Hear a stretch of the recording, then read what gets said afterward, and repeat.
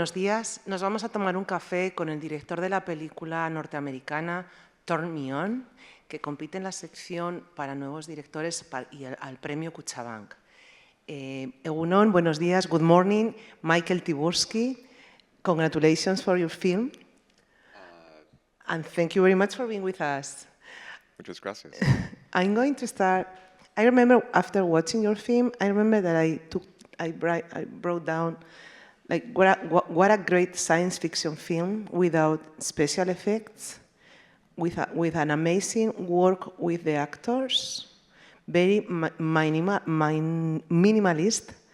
and with a sense of humor, and with a very deep charge against the accommodated society. This is what I wrote. So, you have achieved an amazing film, but it's very minimal.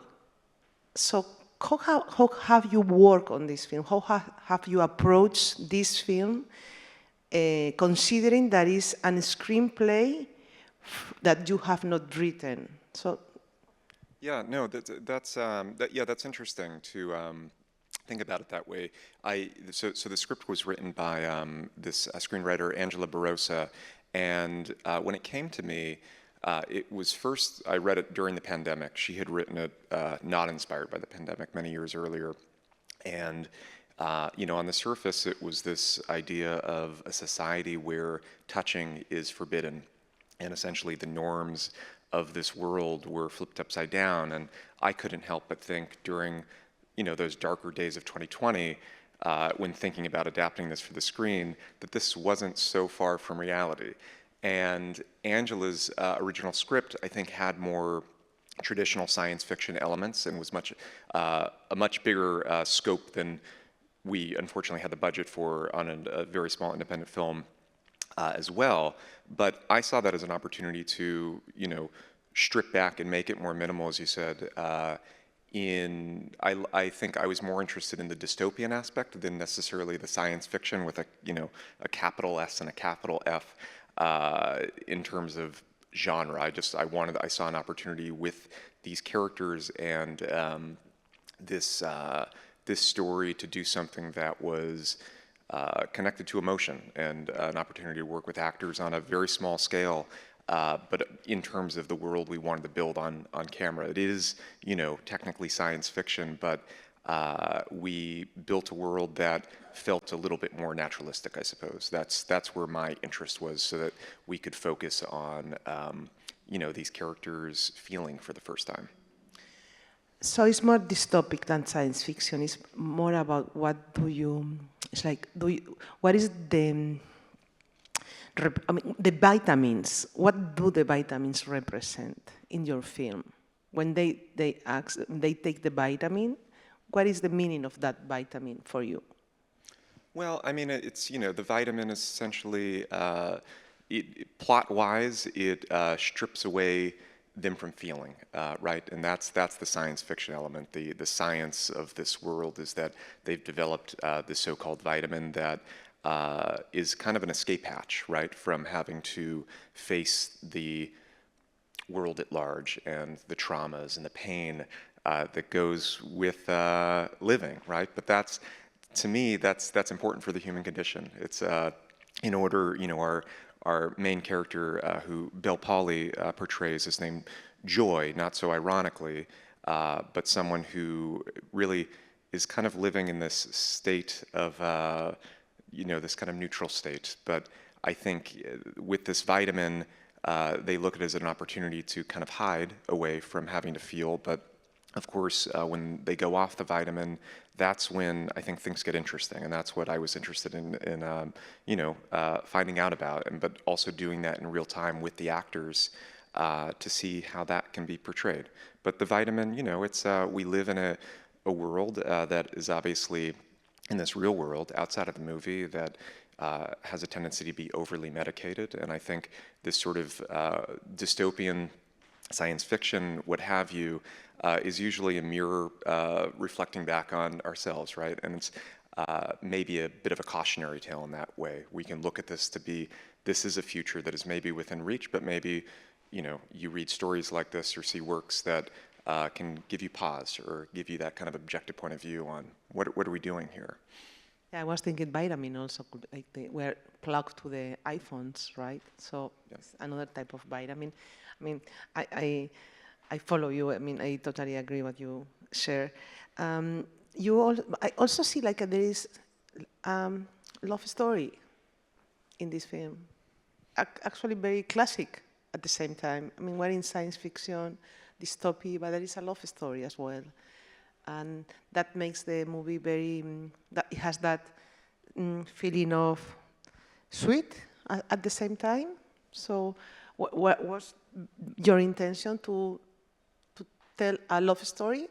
To Well, I mean, yeah, who doesn't like a little romance, right? It's I think this is at its core. I think I suppose I don't know if financiers or the sort of marketing people agree with me on these things, but I'm personally genre agnostic. I never set out to make a science fiction film necessarily, or a romantic film or a comedy film, but I like that this film has all those elements. I suppose it checks those boxes in terms of genre, but at the core, it's the romantic aspect of it is a driving force, and I'm an optimist at the end of the day, and I see hope in that.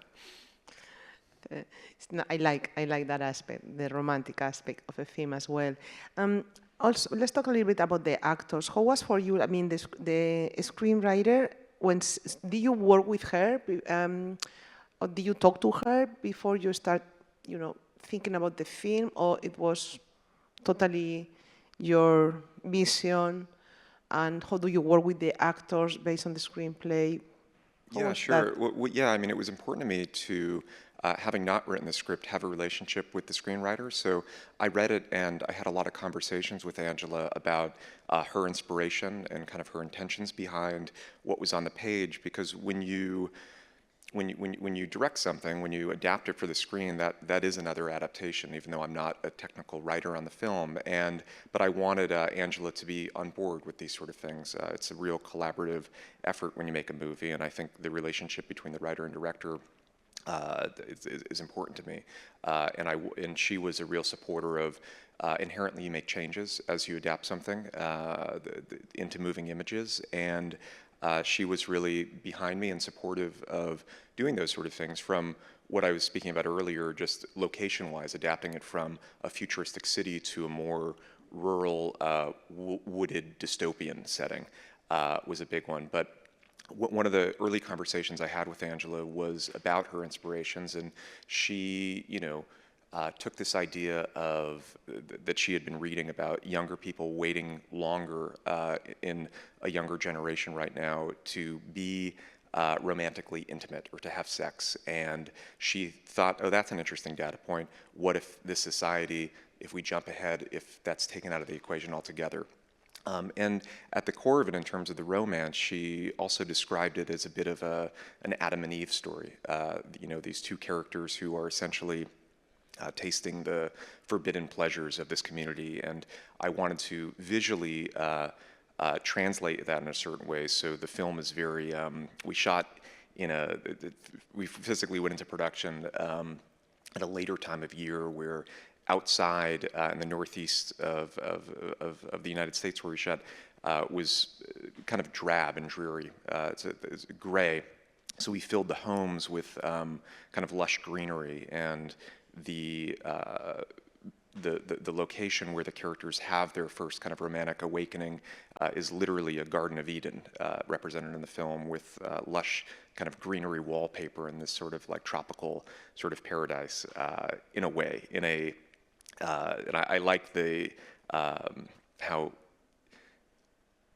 incongruous that is, I suppose, to what's going on screen. But I feel like those thematic elements that I talked with Angela about were important to translate. Wow, that's a luxury to be able to work with a screenwriter together, and you can tell when you see the result. I mean, the production design of the film is excellent as well. Just before we finish, because the time is just catching us, the music is a very important aspect of the film as well, because it's kind of another character That's what I feel. So how have you worked with the music? Was a little bit like described on the screenplay, or were you working once you finished shooting, or how was the work with the music? Yeah, that's a good. Music and sound design are always incredibly important in my work, and there wasn't. That's an interesting thing. Angela's script had no music specifically in it. She wanted these characters, at least, having not only not experienced emotion before, not experiencing it in the story, to not have heard music.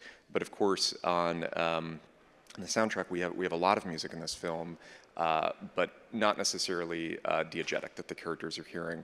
On set, I played a lot of choral music and things with vocals that I had this idea that I wanted any sort of score to act a bit like a Greek choir because these characters are being observed as we learn in the story. The music to kind of comment on that as if we're watching these characters and are this unseen character in terms of the music. And I worked with this wonderful composer, Nate Heller, who translated that idea into these vocalizations. He created a masculine and a feminine voice to essentially comment and add accents to the score. And it was a new way for me to work, and we combined those elements with of course, these kind of heavy orchestral classical pieces, the Mozart and the Bach heard in the film, to counteract that from the two kind of point of views of those two powers that be within the story.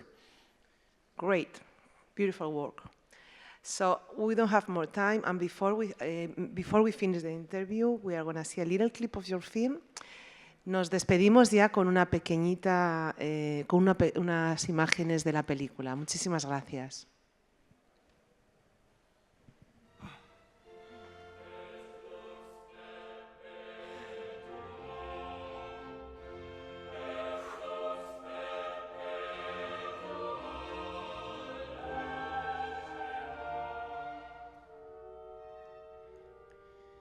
Is this what dying feels like?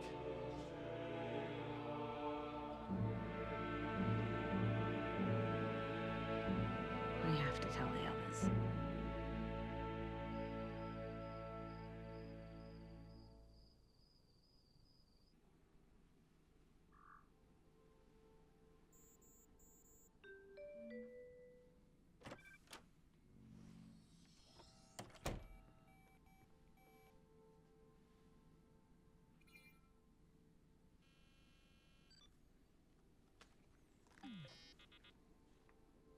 William, Joy, are you content?